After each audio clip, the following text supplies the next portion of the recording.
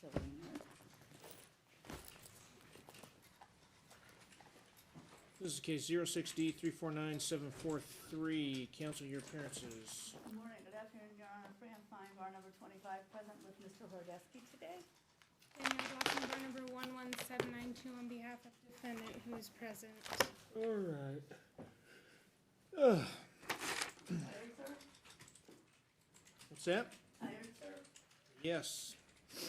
All right, as for, I've read the pleadings. Is there anything that's not contained in the pleadings that needs to be brought to the court's attention at this time? Ms. No, Your Honor. I would just like to reserve an opportunity to question if you've left something out by Okay. any chance, inadvertently. As for the request for the child support, the court did, I believe, make a finding. If it weren't in the papers, the court was under the impression and understood that she was unemployed at the time, and set the child support at $100 per month. Obviously, that was at the time, and the court is presuming that she is going to seek employment and is going to actively attempt to find income. If that goes beyond a few months, then the court certainly would entertain a motion at that point in time to address her willful underemployment. So I'm not going to modify the child support at this time. The court doesn't believe that it needs to alter or amend. The clarification is that at the time of the divorce, she was unemployed. The court understood her to be unemployed and believed that it was to be, although there had been a significant period of unemployment prior to the proceedings, that she was going to be in the process of seeking employment. She had had a job for a month or so in the middle of the litigation. The fees to Miss Pickard, I believe, were previously reduced to judgment. Is that accurate, Ms. Fine? Yes, they were. Okay, and so those fees were reduced to judgment and remain collectible by any lawful means and subject to interest and penalties. At this point in time, I'm not going to put her on a payment scale. If you believe that she has the ability to pay and she's refusing to pay, you can file the appropriate motion to have her held in contempt. You need to understand, ma'am, that those interest and the penalties on that judgment will not go away. They will not dissipate. And at a future date, if you should become employed and are not taking care of those obligations, the court can sanction you appropriately, including monetary fines and up to incarceration. That if you make no efforts to satisfy that judgment, and the court finds that you are able to be employed and are simply refusing to work in order to avoid the creditors, the court also could hold you in contempt for that and sentence you accordingly. Do you understand that?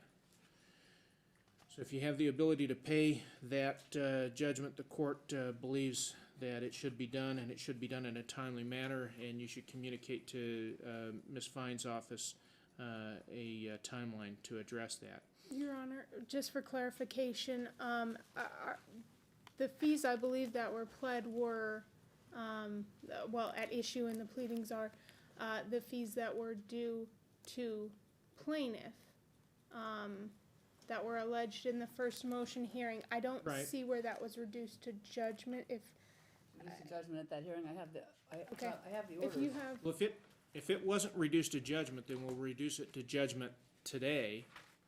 and I don't necessarily know that it was ordered at that hearing. If you can point me to a page on that order, that would be great. If not, I think we're talking about two different things. My client's paid Ms. Pickard. Yes, and she didn't pay my client. Let me see if I can clarify, if I could, for Ms. Dawson.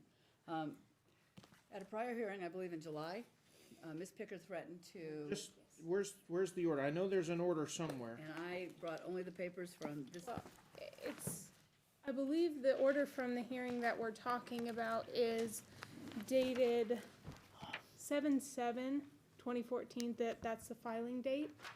But I don't see where that was ordered and or reduced to judgment. And my client's contention is that she's paid Ms. Pickard, and I don't know if what she has paid Ms. Pickard was to compensate for that No. additional money that was due and owing, or I that can tell you what it plaintiff was. paid. It was, court, we were about to lose, We need to see it in an order. it is in the order, Judge, it's in the order from, and I only have these papers from, the hearing was in,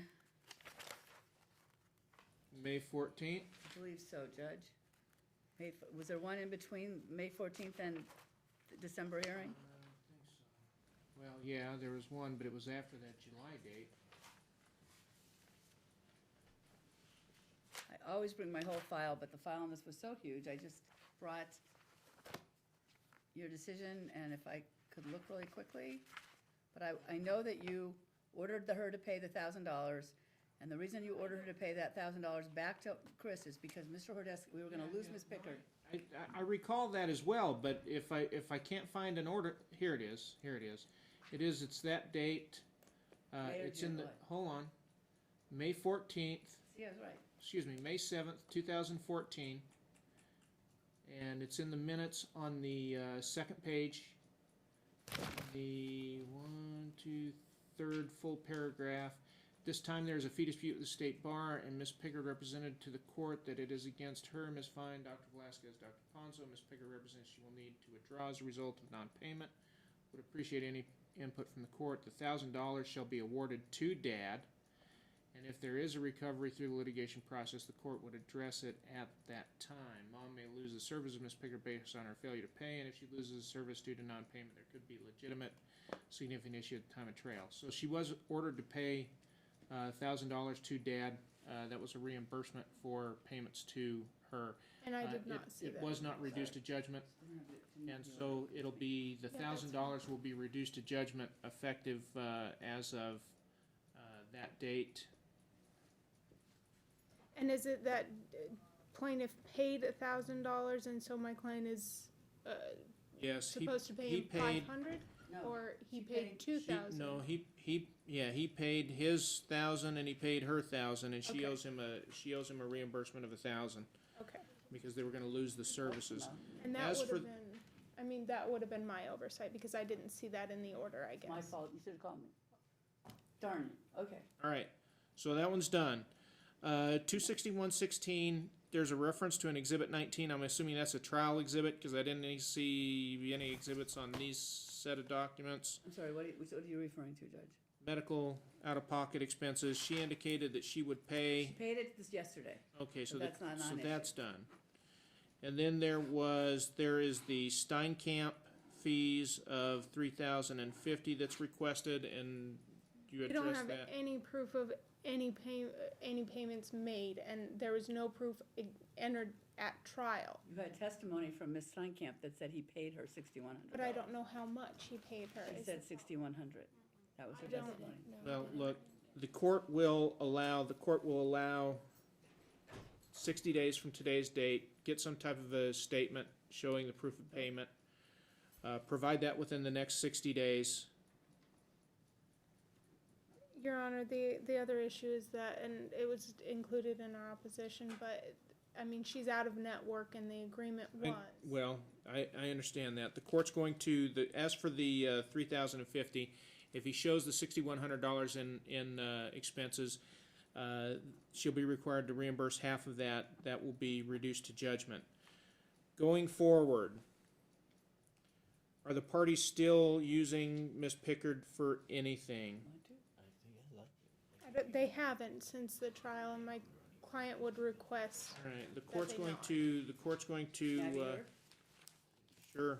It's just so much better than than every time there's a dispute having to come back. She can resolve so much by just being in the loop and keeping some kind of a monitor. At this point in time, the court is not going to require the parties to continue with the parenting coordinator. The court's going to ask them to attempt to resolve their differences amongst themselves. If they can't, at their discretion, they can engage Ms. Pickard or another intermediary as a parenting coordinator. As for Ms. Steinkamp, does Hayden continue to treat with Ms. Steinkamp? Not since the hearing, to my knowledge. So, nothing since the trial? What? Nothing since the trial? No, sir. Okay. The court's going to, Ms. Steinkamp is out of provider. There could be an issue with court ordering for the therapy. She was a court provider. From here forward, if you want to take her to Ms. Steinkamp, understand it's out of service, and so that would be your responsibility. If you want to find somebody that's within your provider list, that the insurance covers, then whatever the out-of-pocket is will be equally distributed amongst the parties. But I don't think we need to continue to engage Katie Steinkamp at this point because it's no longer a court order. Let's get somebody that's on the provider list, and that way the focus will hopefully move beyond litigation and into what the real therapeutic needs that the child may have. Is there any need to continue, or do we even have an ongoing requirement for Amber to see Dr. Linkite? Well, Dr. Lenkite stated that she was doing much better because she had learned how to process and to communicate, and that he would make a decision as to whether or not she needed to continue that counseling. I don't think he said it would be in December because the hearing was in December, but we have received nothing, so I don't know if she's continued to see him or if she has continued to work with him to learn how to communicate in that process, and I would just like to know. And my client hasn't continued to see him, and I think the key word there was that she had learned to communicate more effectively with people. Okay. And And there would be no requirement for her to continue seeing Dr. Linkite. The court will admonish that if there are problems with the communication, if there are problems that we've had in the past with just a lack of ability to co-parent and understand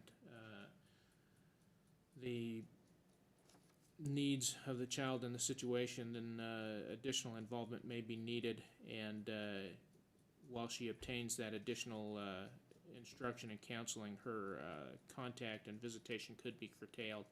So, Ms. Dawson, I'd advise you to strongly encourage her to continue some type of counseling or education to improve her communication and her co-parenting skills and abilities.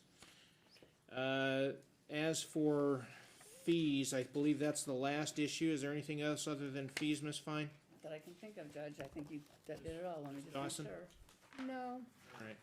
At this point in time, based on the totality of what we're dealing with here, the court's going to require that both sides pay their own fees at this point in time. I don't think anything I've addressed at this point in time bears on the appeal. So I'm going to ask Ms. Fine that you prepare an order form today. If you can get the documentation regarding the Steinkamp fees, then you can include that in the order as well. I'll get that. You can get that from you, right? You can show me how much you paid. Anything else, counsel? All right, thank you for your time, thank you for your efforts. You were much more pleasant than your partner today. That's because she had to rush over to another hearing, to another trial. She's been in trial yesterday and today. Huh? Yeah, Told me I had to. I'm the one not getting paid, and I'm the one that has to prepare